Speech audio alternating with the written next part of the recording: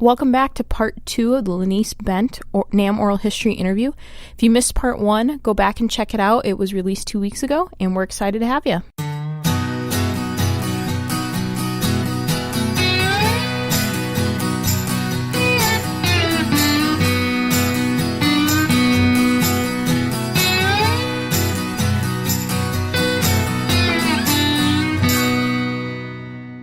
Well, speaking of that, of course, there were some challenges in the studio during that time, one of which was trying to get these newfangled synthesizers to record in a way where they wouldn't drift and they wouldn't bleed into other instruments. And here's Lenise talking a little bit about that. Well, so there was a couple of things I wanted to ask you about that. One, was it difficult to, this is sort of the early days of synthesizers being recorded in a lot of respects. Were there difficulties with that? Or did it work? Not really. Well? Donald had a few he really liked, and he had this ARP Odyssey, this funny little ARP Odyssey. And so a lot of the noises he made on Home at Last, that solo in there, I remember him doing that in the control room. I wouldn't say I had a crush on him. I couldn't wait to get into work and just experience his genius. I know that sounds so corny, but it's true. He would, just how he was, I was absolutely mesmerized by him. And, you know, there's all these other people in the studio and all of that. I knew you don't date anybody you work with. Well, I knew for me, I could not do that. Because I had to be, it was important for me to be taken seriously as an engineer. I just happened to be a girl. But, but Donald was really somebody that I was absolutely fascinated with him. He just, when he would play, and he hated singing. He couldn't stand his voice, but he knew nobody else could sing the songs except him. And he would go out there and he would jam his hands into his pockets until his knuckles bled. And it was so hard for him to sing. And he'd come back in the studio. You know, he had this hair. He'd cut his own hair. He'd get anxious in the middle of the night, and you could tell he'd had a rough night because it's all chopped up on top. But he had, you know, come in and he said, I can't do this. Get somebody else. Get Barry Manilow. Get Barbara Streisand. Get anybody. I just can't do this. I can't do this. And so Gary Katz, the producer, knew that he just needed to relax. Then he was really interesting to watch and would do a great job. However, being the perfectionist that he was, I think one of the Steely Dan stories wins the prize for taking the longest to do 2 words. There's a song called Home at Last, and back then you couldn't cut and paste. Everything had to be in real time. Live, and you did it once and then you did it again, and then you had to sing it all 3 or 4 times that it came in the song. Well, there's 2 words in that song. I don't know if you are familiar with that song, but it goes, well, the danger on the rocks is surely past, still I remain tied to the mast. The 2 words,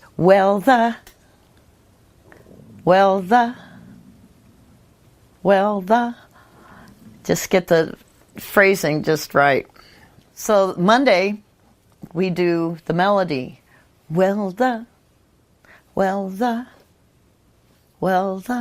Takes us the whole night to get the phrasing just right, the timing, that everything. And Gary Katz would go, he had 2 things he did. That meant one more. Gary's from Brooklyn, so he'd go, one more. That got to where he didn't even have to push the button. One more. Or listen. One more. Listen. So the first night we did the melody. Well, the.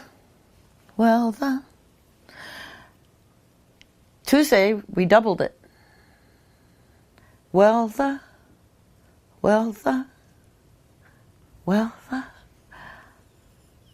Wednesday, we did the harmony.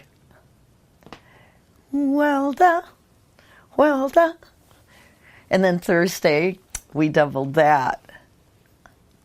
We did take Friday off. But I had nightmares. I did. I mean, that, you talk about having an earworm, you know, the song gets stuck in your head.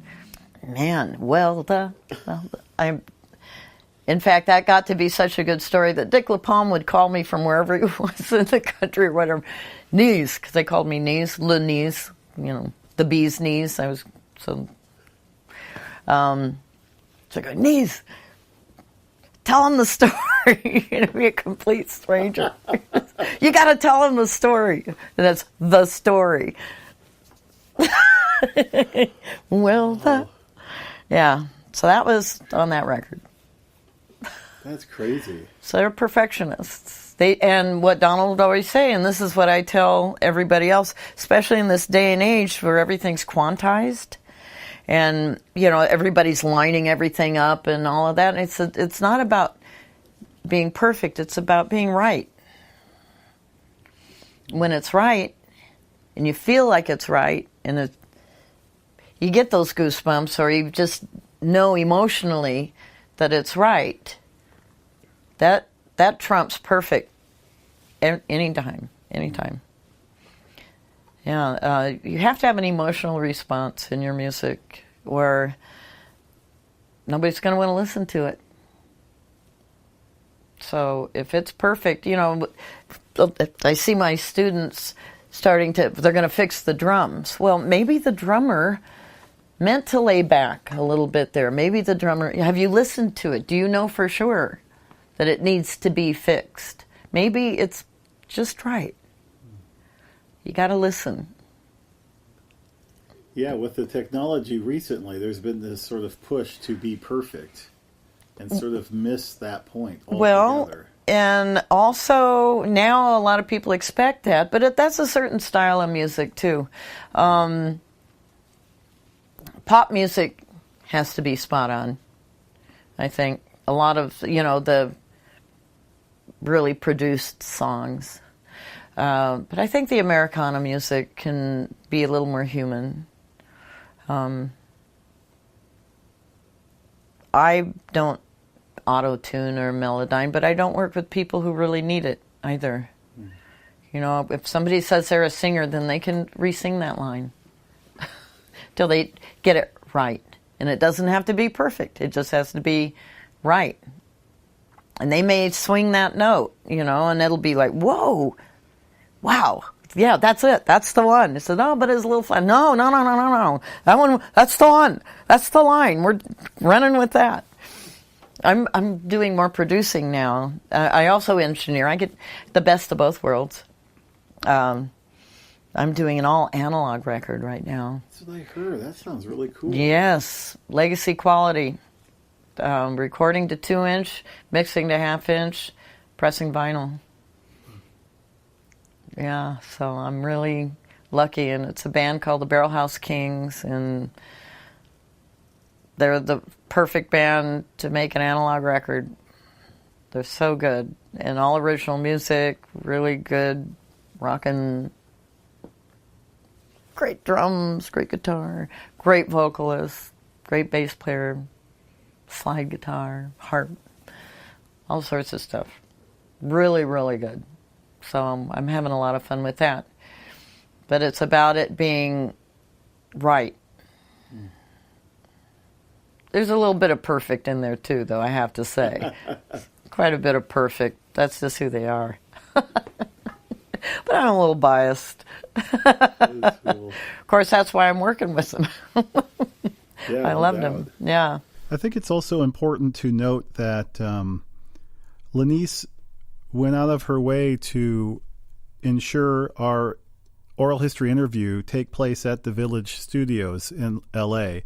She, of course, has her own studio and is working in Hollywood these days, but made special arrangements, and thanks to our friend Jeff Greenberg over there, we were able to secure the same studio that she recorded Asia in, which I thought was really fitting. It, again, goes back to the endearing qualities of this person who really embraces her history and the history of the environment around her. And as a result, I now have a special place in my heart for the Village Studios. Lenise also worked on an album by the group Supertramp called Breakfast in America, which was recorded at the Village Studios back in 1978 and has a lot of hit songs, some of which we're going to talk a little bit later. We'll hear Lenise talk about. But to give you some stats on that album, Breakfast in America won 2 Grammy Awards in 1980 and went quadruple platinum. It was the group's 6th studio album, which is pretty, I guess that means they have some success, longevity. I mean, and it became their best-selling album of all time. About 6 million copies were sold in just the United States, not including all their success abroad, which is pretty impressive as well. So we're going to hear Lenise talk about working on that album with Supertramp. So I got to work on a lot of great records here. Another big one that I got to work on that has a kind of an interesting story is working on Breakfast in America with Supertramp. And actually what happened before I went to recording school and before Roger Lynn said come over, I was listening to lots of music back then, 10cc, Genesis, Supertramp, Crime of the Century. I heard that record and I said out loud, I want to make records that sound like this. I really said that while I was still in film school. And so they were a huge influence on me in that the quality of their music and their production and all of that. I mean, what a great record, Crime of the Century. So when I found out that they were going to be coming to the Village, I marched myself upstairs. Here I go again. I need to do this record. I really need to do this record. You need to put me on this record. They're the reason I want to become a sound engineer. You really want me to be on this record. I know all of their records and all of this. And I said, well, sorry, Nise, they want a guy as an assistant. I went, well, I can't do anything about that.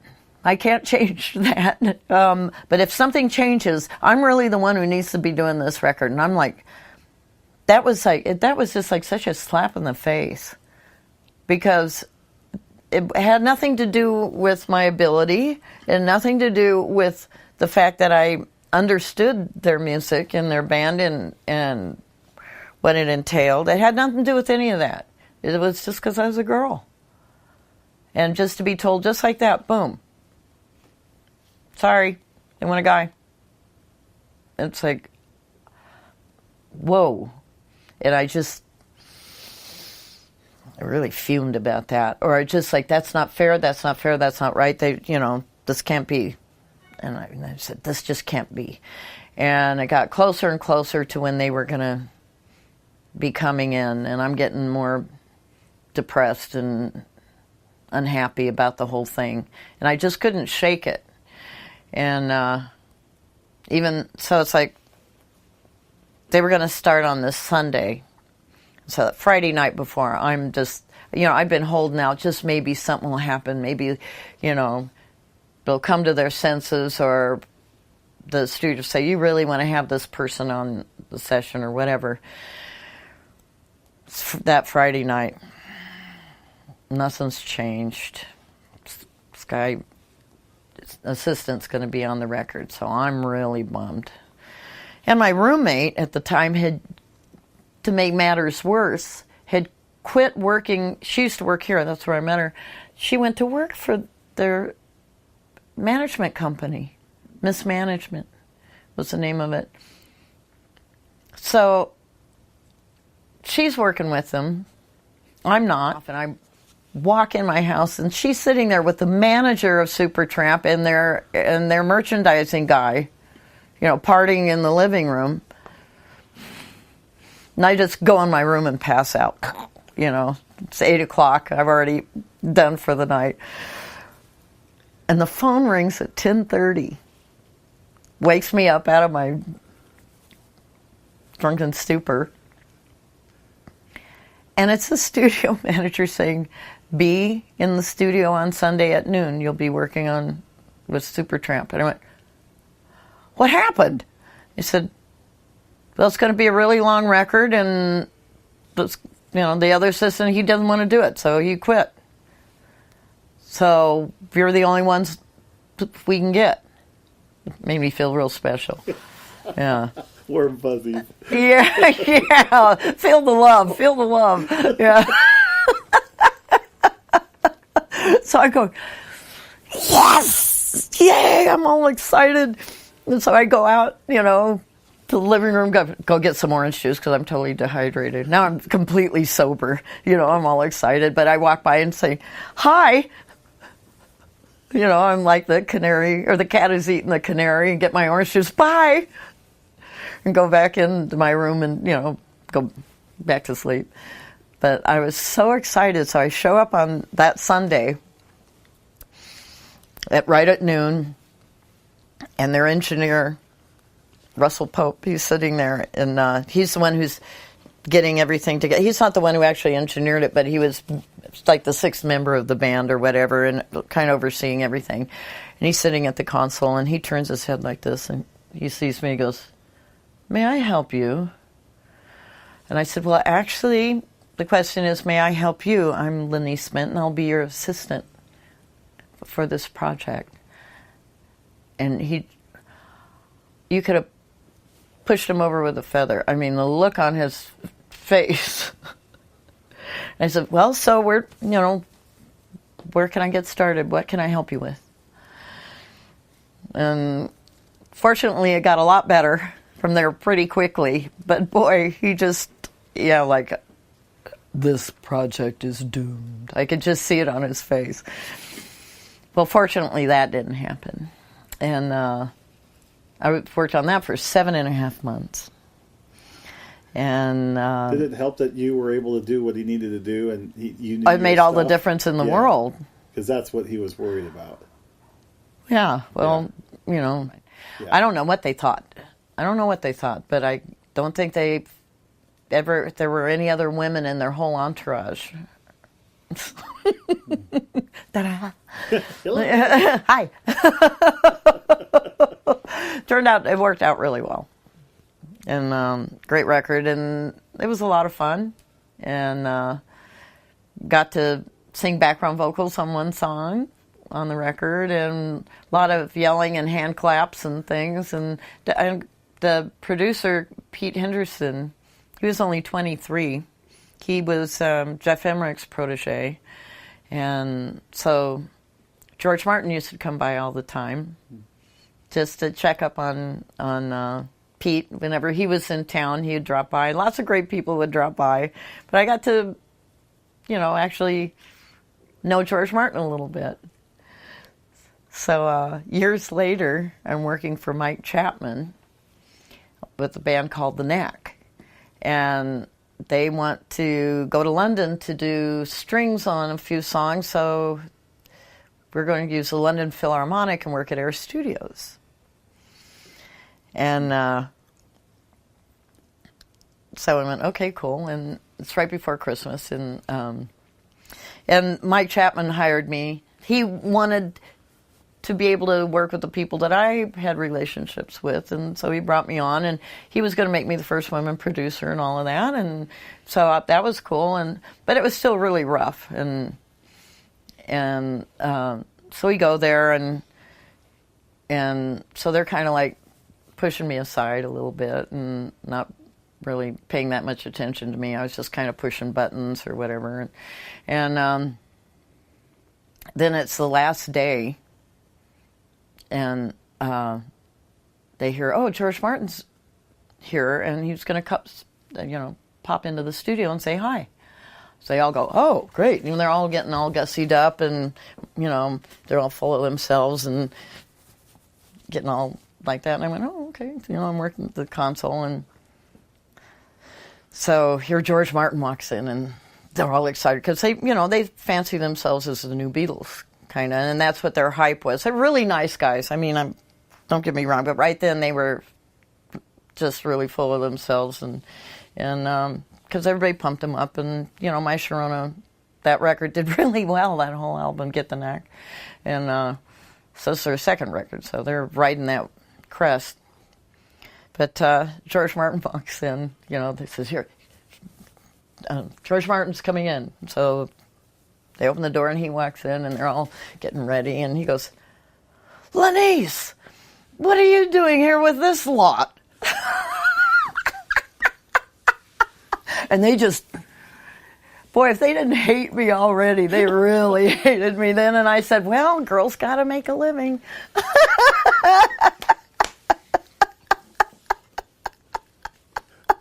I said, I'd like to introduce you to Mike Chapman and the members of the band. Boy, they didn't like that at all. But that's how, God bless him for doing that. That's just awesome. Yeah, that was great. Oh, man, that was so nice. Sensed that. Sorry? I wonder if he sensed that would be impactful. I don't know. Well, then it gets better. It gets better because, in England, in Britain, everything closes for the holidays for 2 weeks. All businesses, it's so civilized. So everybody has these enormous Christmas parties. So it's like December 22nd. And so, we chatted for a bit and, he asked how they were doing or if they're happy with the service they're getting and, all that stuff. And then he says, Lenise, tonight is our Air Studios Christmas party, and I would love it if you would be my date. And I said, George, I'd be delighted. Thank you. That's awesome. Yeah. So, because he was George Martin, but he was like an 18-year-old kid. He just was so full of life and so much fun. And we had a blast, great music, lots of fun.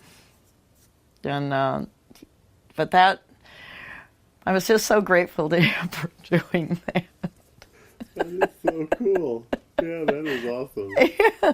What are you doing in here with this lot?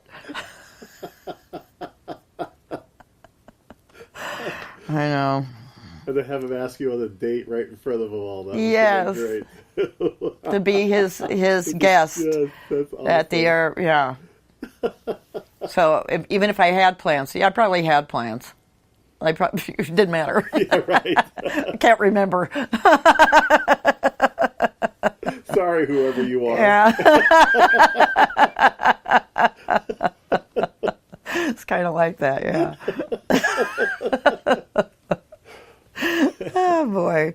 So one of the things I find most captivating about Lenise's story about working with the Knack and traveling over across the Atlantic to do so is the big push they had for her not to be a part of it because she was a woman, she was a female. And that just, you kind of need to stop and acknowledge her for being one of the pioneering women to really open up that door to other women. And by all means, she was not the first woman in the recording engineering world, nor even the first one to work at the Village Studios, as she mentions a little bit earlier in our podcast. But, she does need some credit because she was so extremely successful and she really broke down a lot of barriers for women in the industry.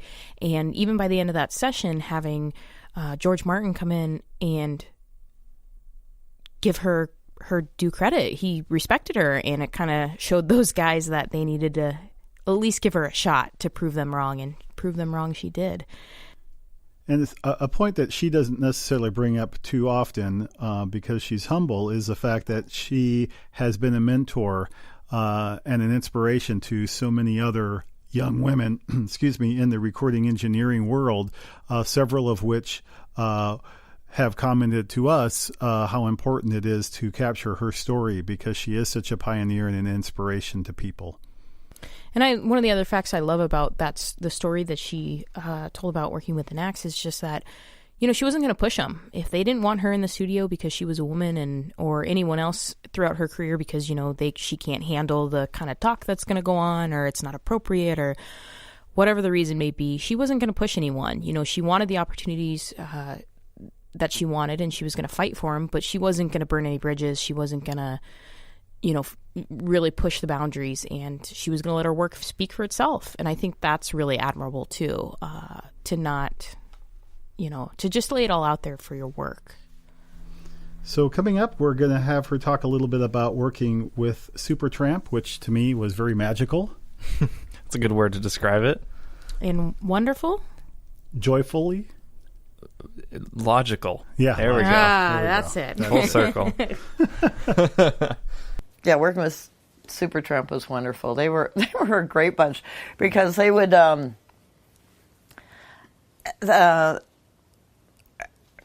British people like to have fun, and they would do so. We'd be working all. They block booked the Studio B, and it was in the old configuration, and they brought in rugs and plants and pictures and lamps and just made it their own. And they had a huge entourage of people, but they were a big family sort of group. So the wives and kids would come for dinner breaks, and because they all lived in Topanga, and they come in and we go to Indian restaurants or go to wherever. But sometimes they'd say, as the time went on, they'd say, all right, we have 1 hour between now and the end of dinner, and come back and you have to be dressed in costume, or, with just the materials, whatever you can find right here. And so they'd all get into it. And it was like, Americans don't have that kind of fun. And then they one of the times, and so they come and somebody had taken 2-inch tape and wrapped themselves all up a certain way. And they blankets out of the car, packing, whatever.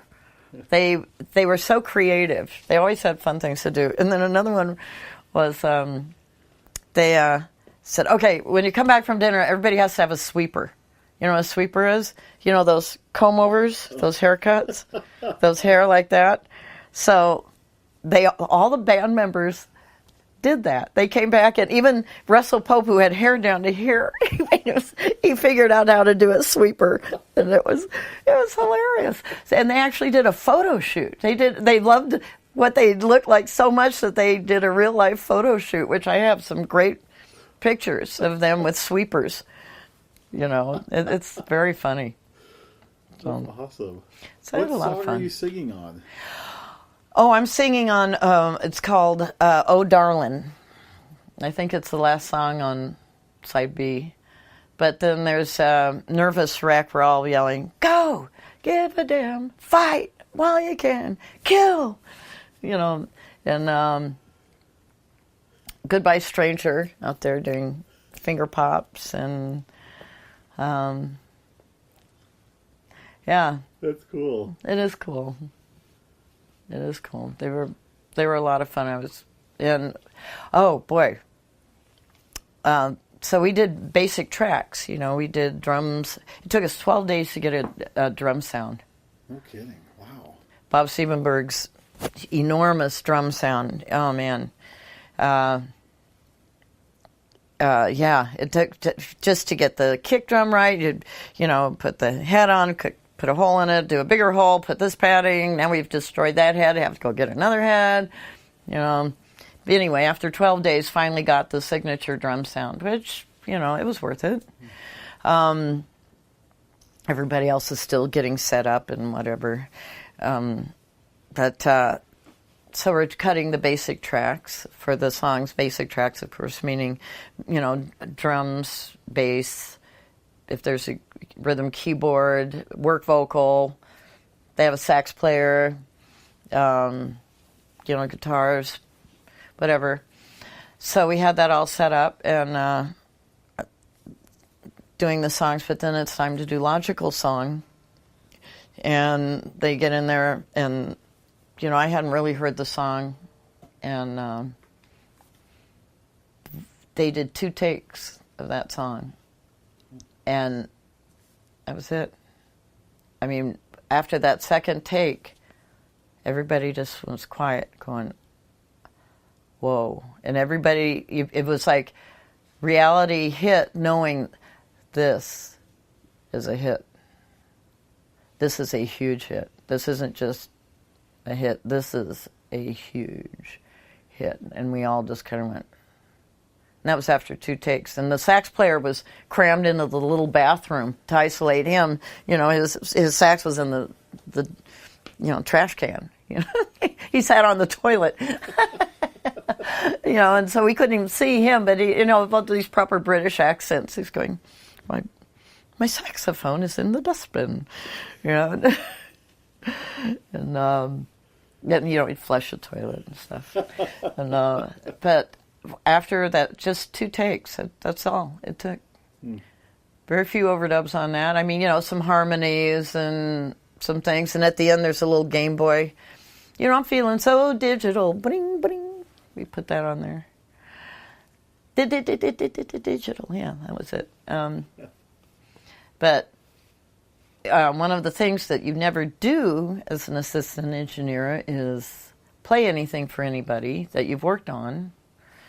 And you certainly can't talk about it outside of the studio. And that's one thing I impress upon my students. They need to understand that this is a high security situation. This is where artists feel safe in the studio. They need to know they're safe here, that their music is safe. So it's really, really important to be completely private. When I go into a studio and I see assistants, I say, hey, are you working on anything fun? And they go, yeah, but I never would ever ask, who are you working with? And assistants need to know, or anybody, runners, anybody has to be really mindful of that. Because this is very private. There are some fans out there, too, who aren't just fans. They're a little quirky.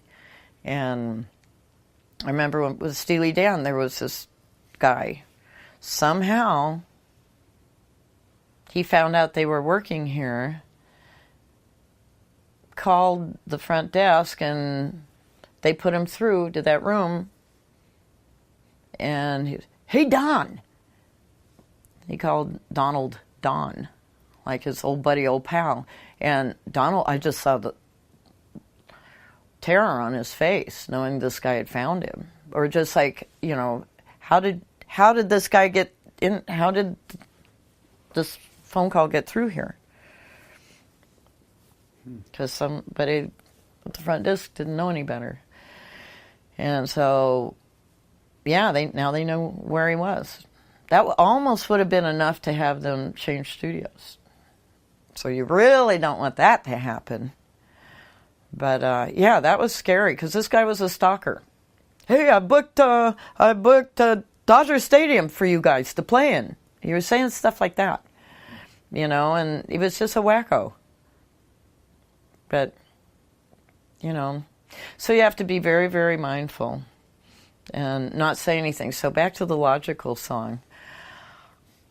It sounded so good that I went to Gary Starr, the studio manager, at the end of the session, and I said, I know we're not supposed to do this, but I think you really want to hear something. If it's okay with you, I'd really like to play the song they did today, with your permission.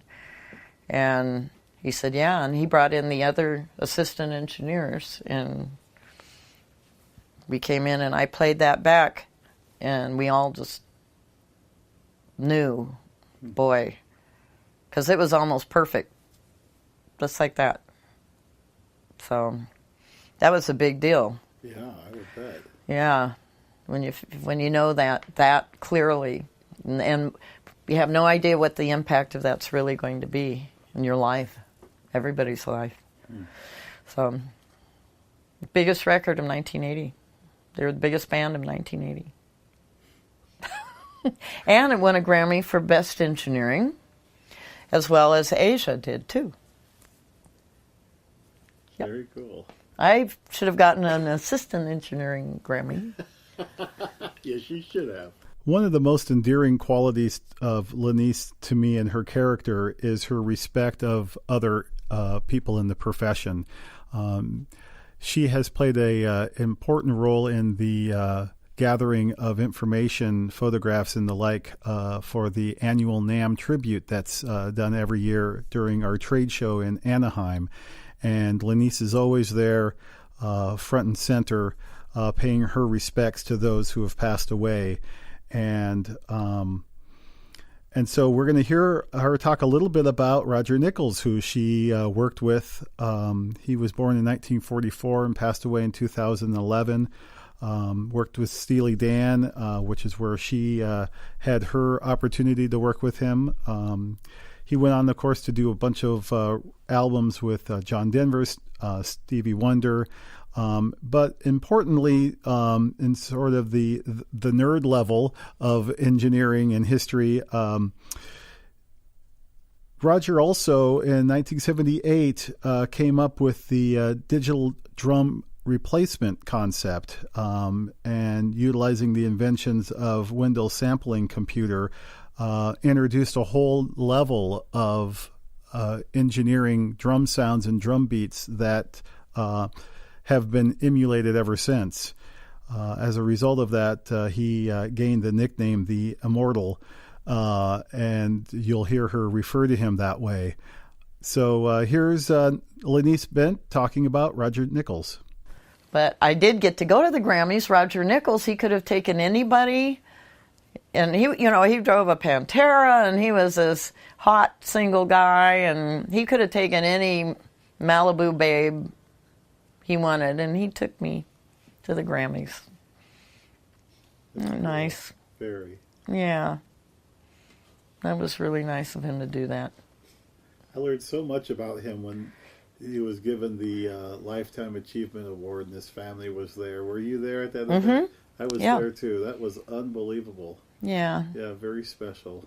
Yep. He taught me things that I try to pass on to my students. He had such a clean signal flow and tried to bypass as much electronics as possible. He taught me, on vocals we would use a limiter, but basically it was the right mic in the right place, in the right room, in front of the right person or instrument. So you get your sound in the room. Also, he wouldn't let mic cables touch, so there wouldn't be any cross-talk. All this, micro stuff that people say, nobody's going to hear. Well, I don't know. Steely Dan records are pretty revered for some reason. And he was, as you know, a nuclear physicist before. That's right. He was working at San Onofre, and he started making records so that they wouldn't sound bad. He heard so many poorly recorded records with clicks and pops and gack on them that that was his motivation. I don't want to hear any more of this. I know. That's the kind of guy he was. He had the unbelievable, wonderful ability to communicate very difficult concepts so easily. Some people just can't. You say, well, you've got this thing right here, and it goes blah, blah, blah, blah, blah, and does this, and then what you really wanted to do is this other thing. So when you add this to it, it makes it stop doing that thing. And in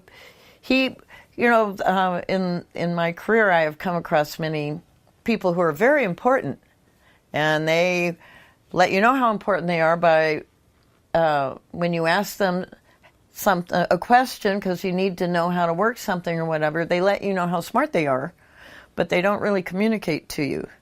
And more than once I've said, I already know that you're really smart, but you're not telling me what I need to know so I can work this. Please just communicate with me on this. Especially because usually I don't have a lot of time when it's like that. How's this work? That's all I need to know. I don't need to know how it was built. You don't have to use 4 words for one. But some people, they're like that. He was never like that. I remember you summed up one of his techniques by the fact that he just didn't like, why have a long cable? Yeah. Why use the longest one? I Yeah. thought that was a good way of saying sort of that was his way of thinking, right? If Yeah. Just direct, easy is better, that sort of thing. Yeah. And it sounds better too. How about that? Yeah, I miss him. Miss him a lot. We all do. Yeah. That's right. Well, we could be here forever. I know. But how long did they give us? We've been here Cool? 2 They hours. said they'd let us know, so as okay. long as I know, we can keep Well, going. that's cool. Well, I think we're going to let you off the hook. Can we do a part 2? Sure. Awesome. I would like that. I'd like that too. Maybe we can go someplace else, but I like it here. Yeah, no doubt. We didn't even get into the Fleetwood Mac stuff. I know. We have Studio D stuff. I slept on that couch a lot. Did you? Probably not that one. It wasn't that one. It was a different one. Yeah, there was, in Mick's office was over, there. And so the couch there opened up to a bed, and many nights it would be like Ken Kelly, their producer, me, and one other person. It'd be like 5 a.m, and we had to sleep before we left. So it'd be 3 of us, fold out bed, lying there sleeping. You find out who snores quickly, I guess. Yeah, by that point you don't even care. Right. Don't even care. But yeah. Cool. Now, was Al Schmidt here when you were here? Or did he come later? Al Schmidt, he worked in New York on, he helped mix Asia. We didn't mix it here, except for one song we mixed Peg. Oh, okay. Yeah, here. And there's more stories about Peg, too. Well, for the first 7 months, is this still rolling? Yeah. Oh, okay. For the first 7 months, there was a Lyricon solo on that song, Peg. A Lyricon being the synthesized, like, kind of clarinet or soprano. It was a Lyricon. It sounds like a Lyricon. Tom Scott had done it and had played it, and it was on. That was the solo that was going to be on it for, that's it. Until Warner Brothers or somebody decides, nah, we don't want that on there. We want a guitar solo. Somebody decided they needed a guitar solo. I don't know if it was the band or there was no band, Donald or Walter or who it was, but suddenly they have to have a guitar solo on it. Oh, and also, they're a little over budget. And they're going to take the tapes away. One day we were waiting for... See, I just kind of... This one thing leads to another thing, leads to another thing. We were waiting for Walter to show up one day. We had a daytime session, and Walter was supposed to be there at about noon, and he wasn't around. And so Donald and Gary Katz and Roger Nichols and I went over to Uni High. I guess we drove in a car. University high schools over here to shoot baskets because there's nothing else to do. And to watch Donald back then shoot baskets, he was kind of pigeon-toed, kind of hunched over, kind of like this. And for him to run, and it was pretty funny. None of us were sports. I mean, I think Gary Katz was into sports, but it was probably the oddest collection of potential basket attempters of anybody. So we're out there, and so finally because they had to burn off, frustration or whatever. Walter was going through some crazy times then, and it was not pretty.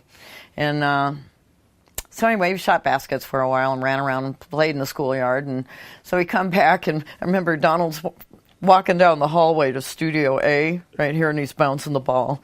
And we opened the door, and there's Walter sitting in there with all these suits from Warner Brothers. And he's sitting on the chair, and he goes, "Well, I'm so glad you guys showed up." to us. Donald turns around, throws the basketball at me. I grab it. I leave. Door slams. 2 hours later, suits leave. I don't know if I can tell this story. I can tell it up to a certain point. They wanted to take the tapes that day, have somebody mix them, and that was going to be it. Well, that was that was never going to happen. But then they wanted a guitar solo too, so they start bringing in people. We went through Larry Carlton, Elliot Randall, Robin Ford, so many people, and their solos weren't right, and we're up against the gun, and they just get rid of it. It's tape. They just erase it. And the last person that got in was Jay Graydon, and that was the last. Whatever he did was going to go on the record. So of course they weren't going to like it, and they didn't, and they certainly didn't like him. Hey, B flat. They called me the Rake. It actually said the Rake on the back of his car, his driver's license. Everything that was against, and they were just like, they were so not amused, and they did not like this solo at all. And that's such a famous solo now, and it put him on the map and everything. They hated it. And they'd erased all these other great ones. I mean, they were all good. It's certainly different from any of the other ones. I think it's great, but they weren't, because that was going to be it. Of course they didn't like it. They weren't going to like it. And that's when it went on the record.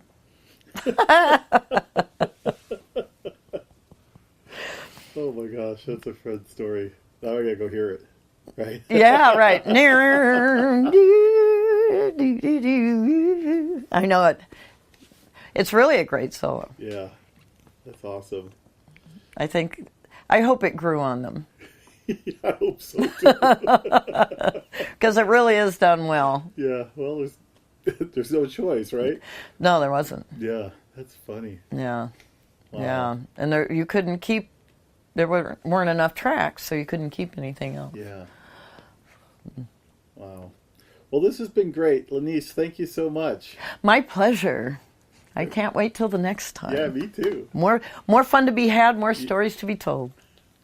I'm there. Sign me up. All right. Bye, Al. Cool. If you want to hear more from Al Schmidt, we've actually interviewed him in the Oral History program, so you can jump on our website and check out the content from him as well. And just in case you missed that link, it's www.namm.org/library. That's NAMM.org. And if you have a chance, please rate and review our podcast. We're working really hard to get this out to more people. And always feel free to leave us some feedback. I want to send out a special thank you to Lenise Bent for all that she does to inspire us and all that she does for music. I also want to send a special shout out to our own Michael Mullins for the editing of this podcast.